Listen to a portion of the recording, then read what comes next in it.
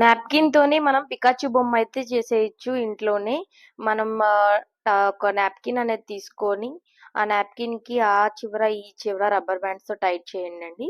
దాన్ని మనం ఇవతలకి తిప్పిన తర్వాత, మన దగ్గరున్న వేస్ట్ క్లాత్ అనేది తీసుకొని, దాన్ని మిడిల్‌లో పెట్టి, దాన్ని మనం టైట్‌గా మిడిల్‌లో రబ్బర్ బ్యాండ్ టైట్ చేయడమేనండి. దీన్ని మనం ఈజీగానే చేయొచ్చు. మన పిల్లలకి డీఐవై సబ్జెక్ట్ కింద మనమైతే అలవాటు చేయొచ్చు.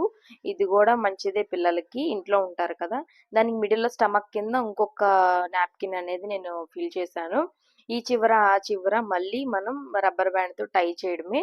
దీని తర్వాత టై చేసిన తర్వాత మనం ఈ టై చేసిన దాన్ని మనం మిడిల్‌కి ఫోల్డ్ చేయాలండి.